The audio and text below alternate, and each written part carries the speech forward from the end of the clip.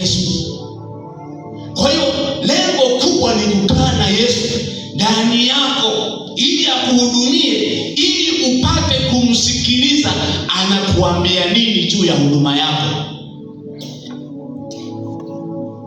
Anasema nini juu ya maisha yako. Bwana Yesu asifiwe sana.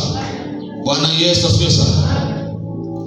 Tunaona kwamba Mariamu alichagua lile fungu lilo jema.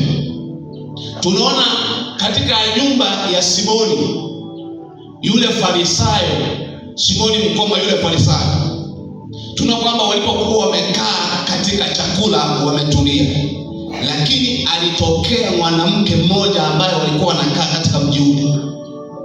Huyu mwanamke alikuwa amebeba mafuta yenye gharama, mafuta marihamu ambayo yenye gharama kubwa, kwa sababu tabia yake na mwenendo wake jinsi ulivyokuwa katika mji ule. Kwa hiyo aliposikia habari ya kwamba Yesu yupo katika mji huu, akachukua hatua ya kwenda akutane na Yesu, aonane na Yesu. Lakini kwa sababu alikuwa anajua kwamba Yesu yuko katika mji ule, mji wa ule Farisayo Simoni mkoma, akaenda. Halafu alikuwa anajua ya kwamba ni kinyume cha Wayahudi mwanamke hawezi kuingia wakati wamekaa mezani kwa ajili ya kupata chakula. Lakini tunaona kwamba Biblia inatuambia kwamba yeye akaingia, akaenda. Na alipoingia wakashangaa wote ambao walikuwa wamekaa mezani, wakasema huyu anafanya nini hapa? Anataka nini? Bwana Yesu asifiwe sana. Lakini alienda nyuma ya Yesu Kristo akasimama. Aliposimama hapo, tayari tukaona akakivunja kile kibweta cha marihamu,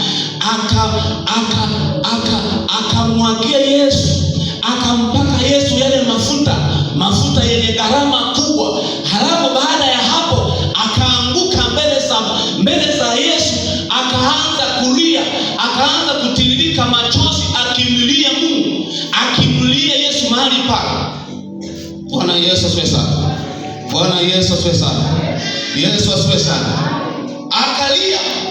Akalia kwa uchungu, akalia kwa uchungu sana, akimlilia Yesu, huku akimpangusa kwa nywele zake. Lakini yule mwenye nyumba, yule Farisayo, alipokiona kile kitendo, akasema moyoni kwamba ingelikuwa huyu ni nabii, angemfahamu mtu huyu jinsi alivyo, jinsi tabia yake, jinsi muonekano wake alivyo, angelimjua, angelikuwa ni nabii. Na kwa sababu Yesu anafahamu mawazo yake anayowaza. Bwana Yesu asifiwe sana. Bwana Yesu sana. Ndipo akamwambia, kwa nini kumtabisha hivi huyu mwanamke? Ni kwa sababu ipi? Akatoa mfano kwamba walikuwepo watu wawili. Mmoja alikuwa akidaiwa dinari 50, halafu mwingine dinari 5. Je, halafu yule mdeni wake akaja akawaambia, nimewasamehe. Je, ni yupi aliyesamehewa sana? Bwana Yesu asifiwe sana. Simoni akajibu akasema, ni yule ambaye aliyekuwa na deni kubwa, amesamehewa sana. Bwana Yesu asifiwe sana. Akamwambia, unamwona mwanamke huyu mwanamke ameingia humu, yeye amenipangusa kwa nywele zake, miguu yangu amenipaka mafuta, lakini wewe nimeingia humu, wala hukuibusu miguu yangu, wala hukuinawisha miguu yangu.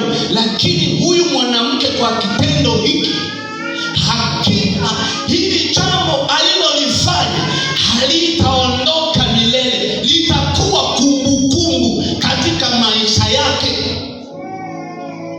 Yesu asifiwe sana. Litakuwa kumbukumbu.